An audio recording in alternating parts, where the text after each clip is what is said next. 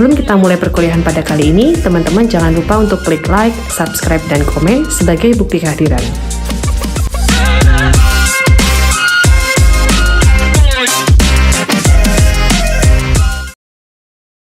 Selamat datang di mata kuliah pengantar bisnis digital.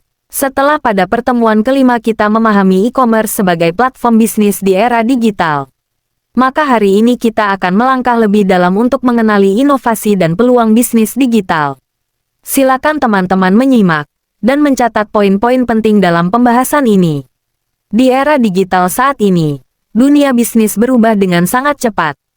Perusahaan tidak lagi bisa hanya mengandalkan cara-cara lama untuk bertahan, apalagi berkembang. Teknologi berkembang pesat, konsumen semakin kritis, persaingan semakin ketat, dan pasar terus melahirkan kebutuhan serta segmen baru. Dalam kondisi ini, inovasi menjadi kunci utama untuk menciptakan nilai tambah, membedakan diri dari pesaing, serta meraih peluang baru yang ditawarkan oleh dunia digital.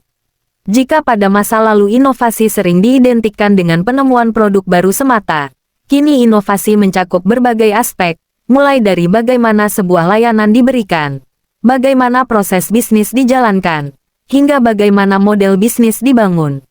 Bahkan, inovasi bisa muncul dari cara sederhana dalam memecahkan masalah sehari-hari konsumen, yang kemudian diubah menjadi peluang usaha berbasis teknologi digital.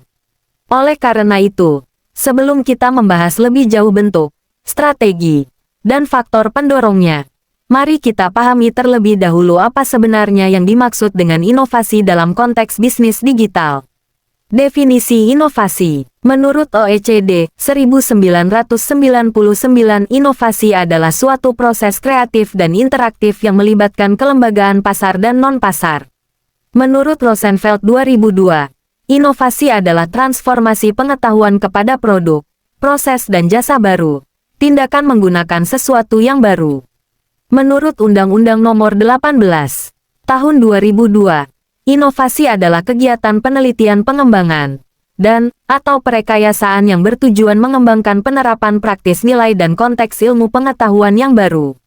Berdasarkan definisi tersebut, secara umum inovasi dapat diartikan sebagai proses atau hasil dari mobilisasi pengetahuan, keterampilan teknologis dan pengalaman yang menciptakan produk, proses atau jasa baru.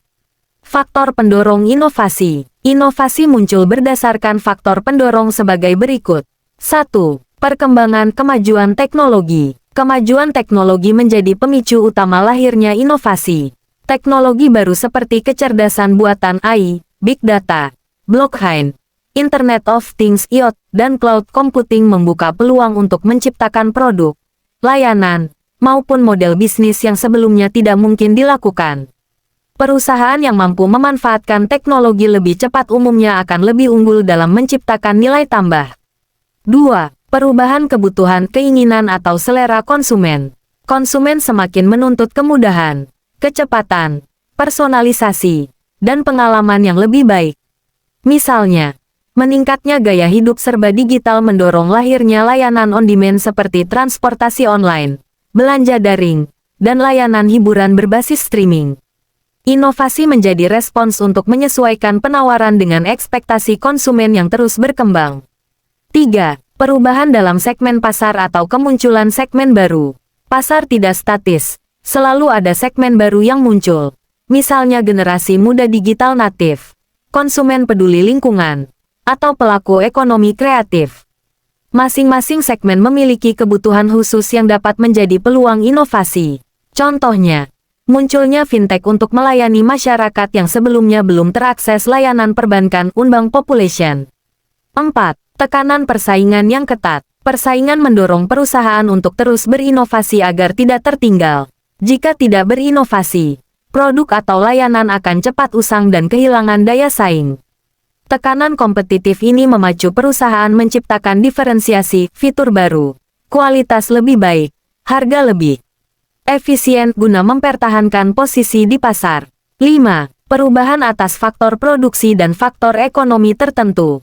Ketersediaan dan biaya faktor produksi tenaga kerja, bahan baku, energi, modal memengaruhi dorongan inovasi. Misalnya, Kenaikan biaya tenaga kerja mendorong perusahaan berinovasi dalam otomatisasi proses produksi. Demikian pula, kondisi ekonomi seperti inflasi atau fluktuasi nilai tukar dapat memaksa perusahaan mencari cara inovatif untuk tetap efisien dan berdaya saing. 6. Peraturan kebijakan pemerintah. Kebijakan pemerintah dapat menjadi stimulus inovasi, baik melalui regulasi maupun dukungan insentif. Contohnya, aturan mengenai keamanan data mendorong inovasi di bidang cybersecurity, sementara program pemerintah seperti Making Indonesia 4.0 atau insentif pajak untuk R&D mendorong perusahaan mempercepat adopsi teknologi digital. Makna mendalam dari inovasi. Gambar ini menggunakan metafora gunung es untuk menjelaskan konsep inovasi. Dalam sebuah gunung es, bagian yang tampak di permukaan hanyalah sebagian kecil, sedangkan bagian terbesar tersembunyi di bawah laut. Begitu pula dengan inovasi, yang terlihat oleh orang banyak hanyalah puncaknya, sementara elemen-elemen penting yang mendorong inovasi justru berada di kedalaman yang seringkali tidak terlihat. 1. The tip of the innovation iceberg.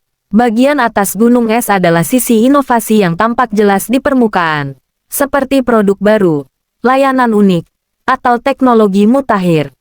Inilah hasil akhir yang biasanya dilihat oleh konsumen atau masyarakat. 2. Initial beliefs. Bagian paling tinggi dari puncak gunung es adalah keyakinan awal, asumsi, atau ide dasar yang mendorong munculnya inovasi. Ini bisa berupa visi perusahaan, pemahaman awal tentang kebutuhan pasar, atau keyakinan akan potensi suatu teknologi. 3. The unknown. Bagian bawah gunung es, ada area yang tidak diketahui. Inilah wilayah eksplorasi, ketidakpastian, dan risiko. Inovasi seringkali menuntut keberanian untuk menjelajahi hal-hal yang belum jelas hasilnya, menguji hipotesis, melakukan eksperimen, dan belajar dari kegagalan. 4. Reaching new depths. Pada bagian terdalam, inovasi berarti menemukan insight baru, menciptakan pengetahuan baru, dan membuka peluang yang sebelumnya tidak terlihat. Inilah inti dari proses inovasi yang sesungguhnya, bukan hanya memperbaiki yang ada, tetapi menggali potensi tersembunyi untuk menciptakan nilai yang benar-benar baru. Proses pengembangan inovasi. 1. Pengenalan kebutuhan. Identifikasi kebutuhan dan permasalahan yang terjadi dalam masyarakat. 2. Riset dasar dan riset aplikatif. Riset dasar dilakukan untuk menjelaskan fenomena yang bersifat ilmiah, sedangkan riset aplikatif dilakukan dengan tujuan memberikan solusi terhadap masalah praktis yang ada dalam masyarakat. 3. Pengembangan. Melakukan penentuan dan meneruskan ide baru yang dihasilkan dari tahapan sebelumnya. 4. Komersialisasi. Merupakan tahap di mana inovasi pertama kali melakukan kontak berinteraksi dengan pengguna melalui sosialisasi atau dapat juga melalui pemasaran. 5. Difusi dan adopsi. Tahap ini merupakan tahap akhir dan penentu apakah inovasi yang dihasilkan dapat diterima atau ditolak oleh pasar. Proses pengembangan inovasi. Contoh studi kasus e-wallet Dana.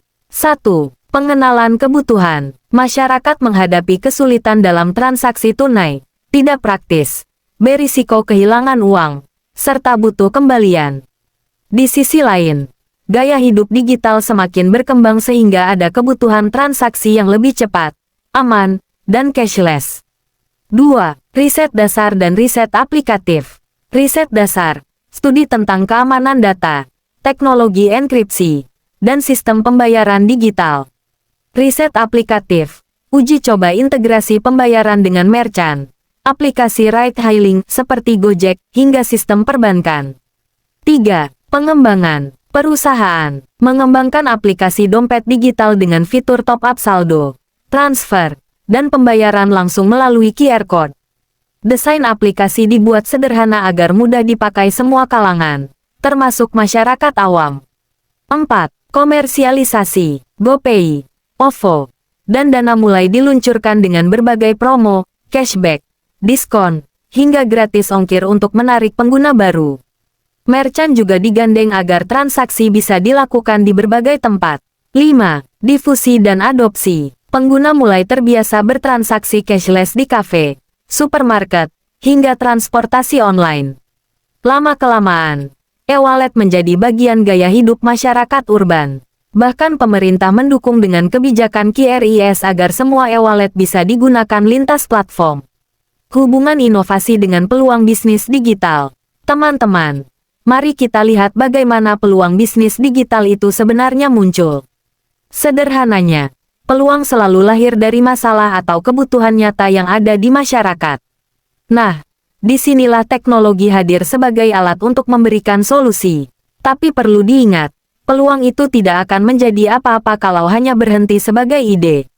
Disinilah peran inovasi. Inovasi menjadi jembatan yang mengubah peluang menjadi solusi nyata dalam bentuk produk atau layanan digital. Mari kita ambil contoh. Di kota-kota besar, orang sering menghadapi masalah sulitnya mencari transportasi yang cepat, aman, dan nyaman. Dari masalah itu muncul peluang bisnis. Bagaimana kalau ada layanan transportasi yang praktis dan bisa diakses kapan saja? Lalu, inovasi digital menjawab peluang tersebut melalui aplikasi ride-hailing seperti Gojek dan Grab. Inovasi inilah yang mengubah ide menjadi kenyataan, bahkan menjadi bisnis digital bernilai miliaran. Tanpa inovasi, peluang hanya tinggal ide. Dengan inovasi, peluang berubah menjadi solusi nyata yang bisa digunakan, menghasilkan nilai, dan berdampak luas bagi masyarakat. Itulah mengapa kita perlu memahami inovasi, bukan hanya soal teknologi, tapi tentang bagaimana mengubah peluang menjadi bisnis digital yang benar-benar memberi manfaat. Konsep Problem Solution Fit PSF. Dalam membangun sebuah bisnis digital, kita tidak bisa langsung melompat ke tahap produk atau bahkan scale up.